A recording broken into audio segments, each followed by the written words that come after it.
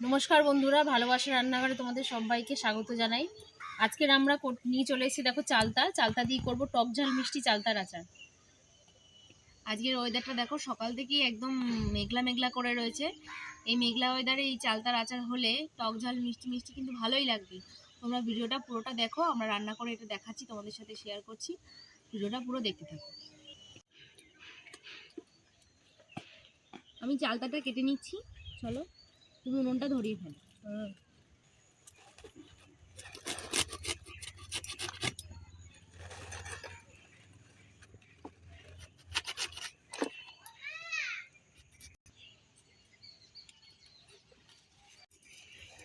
তোমরা কে কে এই চালতার আচার খেতে ভালোবাসো আমাদের কিন্তু কমেন্ট করে জানাবে।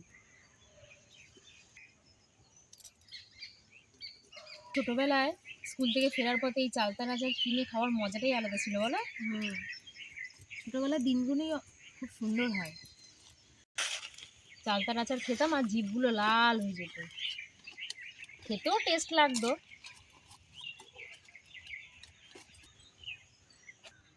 দেখো চালতাগুলো কাটা হয়ে গেছে। এই দেখো আমরা নিয়ে নিয়েছি 5 ফোড়ন আর একটু ধনে আর হচ্ছে একটু আস্ত জিরে। এগুলোকে আমরা একটু শুকনো খোলায় ভেজে নেব।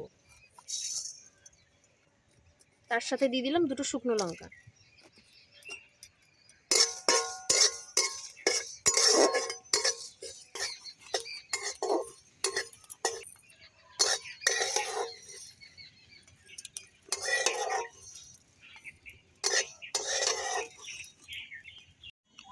এবার কড়াইতে দিয়ে দেবো সামান্য নুন, দিয়ে দেবো সামান্য হলুদ। চালতাগুলোকে এবার একটু হালকা সিদ্ধ করে নেব।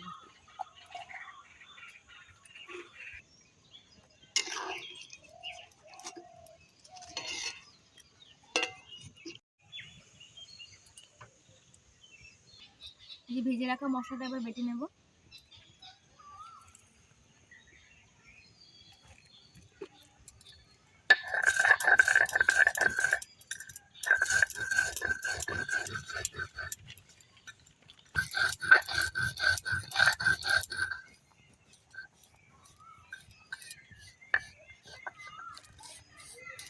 তুলে নিচ্ছি। দেখো বন্ধুরা, আমরা এখানে গুড় নিয়ে এসেছি, এই গুড় দিয়েই আচারটা করব। গুড়টাকে চলো একটু শিলনোড়াতে ভেঙে নিচ্ছি।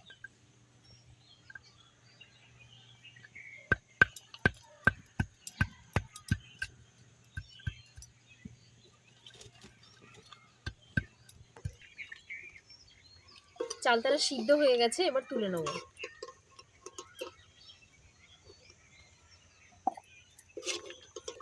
এবার সামান্য পরিমাণে জল।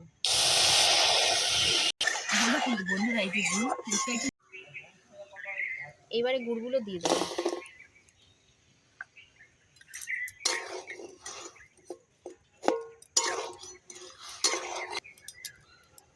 চালতাগুলোকে এবার একটু থেতো করে নেব।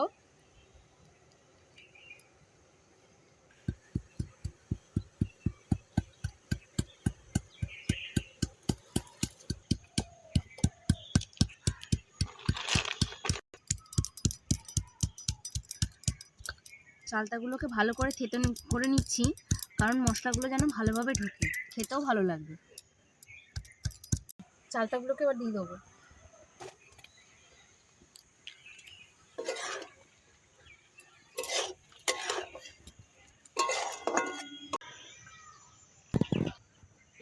এখন ভাজা মশলাটা দিয়ে দিচ্ছি।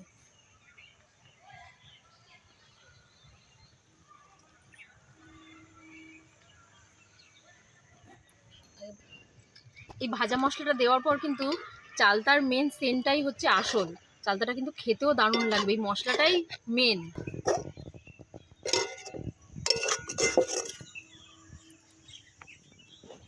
চালতার আচারটা হয়ে গেছে, এবার নামিয়ে নিচ্ছি।